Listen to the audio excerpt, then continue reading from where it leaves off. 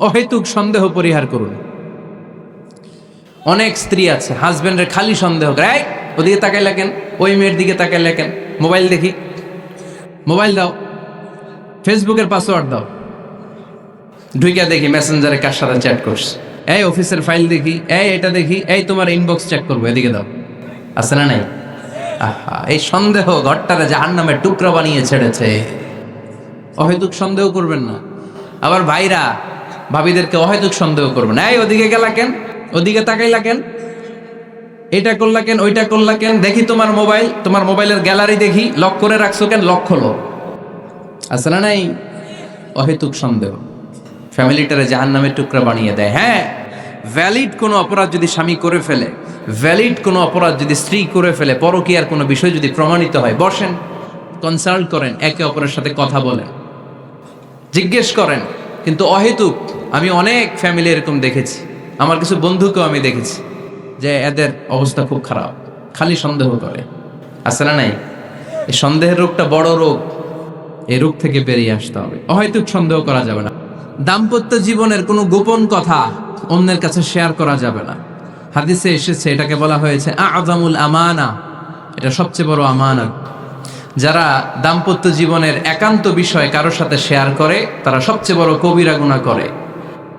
আশারুন নাস বলেছেন বিশ্বনবী এদেরকে, সবচেয়ে নিকৃষ্ট মানুষ। ইয়াউমাল কিয়ামাতি মানজিলাতান, আল্লাহর কাছে কিয়ামতের দিন সবচাইতে নিকৃষ্ট হয়ে দাঁড়াবে ওই দম্পতি, ওই নারী কিংবা ওই পুরুষ। তুফতি ইলা যাওজিহি ওয়া ইউফদি ইলা যাওজিহা সুম্মা ইউনশিরু সিররাহা, তারা একান্ত সময়ে ফিজিক্যাল ইন্টিমেসিতে যা করে এটা পরে মানুষের কাছে বলে বেড়ায়। এরকম আছে না নাই? খবরদার, এটা বড় কবিরা গুনাহ। অনেক বোনরা একসাথে হলে দাম্পত্য জীবনের বিভিন্ন গোপন বিষয় নিয়ে কথা বলে, আছে না নাই? অনেক পুরুষরা একে অপরের সাথে, বন্ধুদের সাথে বিভিন্ন বিষয় নিয়ে শেয়ার করে, এটা এমন, ওইটা এমন, এগুলো বলা যাবে? আসিবাউ হারাম। দাম্পত্য জীবনের সব বিষয়, স্বামীর সব বিষয় স্ত্রীর কাছে আমানত, স্ত্রীর সব বিষয় স্বামীর কাছে আমানত রেখেছে কে? দাম্পত্য জীবনের এই প্রাইভেট লাইফের কোনো কিছু কিয়ামত পর্যন্ত অন্যের কাছে প্রকাশ করাকে হারাম ঘোষণা করে দিয়েছে কে? এজন্য খবরদার আমার বোনেরা, একসাথে মহিলারা হলে পেটের কথা, পিঠের কথা সব বের করে দেয়। আছে না নাই? কিছু থাকে না, সব বের হয়ে যায়। খবরদার, সব বললেও দাম্পত্য জীবনের কোনো কথা শেয়ার করা যাবে? আমার ভাইয়েরা খবরদার, আপনাদের দাম্পত্য জীবনের কোনো কথা আপনার বন্ধুর সাথে শেয়ার করতে পারবেন না। এগুলো ফ্যামিলির শান্তি নষ্ট করে, দাম্পত্য জীবনের সুখকে নষ্ট করে।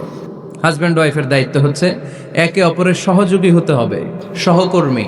আল্লাহর জান্নাত পাওয়ার ক্ষেত্রে একে অপরের সহযোগী।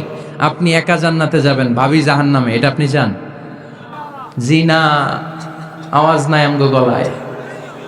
আপনি এটা চান? ভাবি একা জান্নাতে যাবে, আপনি যাবেন না, এটা ভাবি চায়?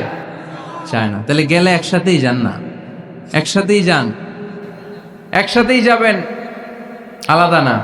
এজন্য আল্লাহর আনুগত্যে, আল্লাহর ইবাদতে, দাম্পত্য জীবনে একে অপরের সহযোগী হতে হবে। স্বামী ভুল করলে স্ত্রী সুন্দর করে শুধরে দিবে, স্ত্রী ভুল করলে স্বামী শুধরে দিবে। ফজরের সময় স্ত্রী হাজব্যান্ডকে ডেকে দিবে, উঠতে না চাইলে ঠান্ডা পানির ছিটা দিবে। কারণ জান্নাতে একা যাওয়া যাবে না, গেলে দুইজনই যাব। কথা কয় না? দুইজনেই জান্নাতে যাওয়ার দরকার আছে না নাই? যত বেশি আপনারা আল্লাহর আনুগত্যে আগাতে পারবেন, তত আপনাদের মহাব্বত বাড়ায় দিবে কে? এই যে হাজব্যান্ড ওয়াইফের ভালোবাসাটাকে বলে লাভ পিরামিড। কি পিরামিড? লাভ পিরামিড, লাইক ট্রায়াঙ্গেল, ত্রিভুজ আকৃতির। হাজব্যান্ড ওয়াইফের ভালোবাসাটা ত্রিভুজ আকৃতির। The closure the couple comes to Allah, the closure they comes to each other. Husband wife যত বেশি আল্লাহর কাছে যাবে, তারা নিজেরাও নিজেদের তত কাছে যাবে। হাজব্যান্ড ওয়াইফ আল্লাহর সম্পর্ক থেকে যত দূরে সরে যাবে, তারা নিজেরাও নিজেদের থেকে তত দূরে সরে যাবে। ঠিক কি না? ত্রিভুজ চিনেন আপনারা? হ্যাঁ, এই জিওয় কয়েকজন জিওয়, আপনারা ত্রিভুজ চিনেন না? চিনি, জিওয়। ঠিক আছে, ত্রিভুজের কয় কোণা? হ্যাঁ, 3 কোণা। এই যে এরকম লাভ পিরামিড, 3 কোণা। এই উপরের কোণায় আল্লাহর অবস্থান, আর এই কোণায় স্বামী, এই কোণায় স্ত্রী। তো তারা আল্লাহর দিকে যত যাবে, নিজেরাও তত কাছে যাবে। আর তারা আল্লাহর সম্পর্ক থেকে যত দূরে চলে যাবে, নিজেদের মধ্যে দূরত্ব বাড়তে থাকবে। ঠিক কিনা? পিরামিডটা বুঝতে পারছেন? ত্রিভুজ আকৃতির, সম্পর্কটা লাভ পিরামিড এরকম, 3 কোণা। উপরের কোণায় থাকে আল্লাহ, এদিকে স্বামী, এদিকে স্ত্রী। তারা যদি আল্লাহর কাছে উভয়ে যেতে চায়, উভয়ে কাছাকাছি আসতেছে না? কথা বলেন না কেন?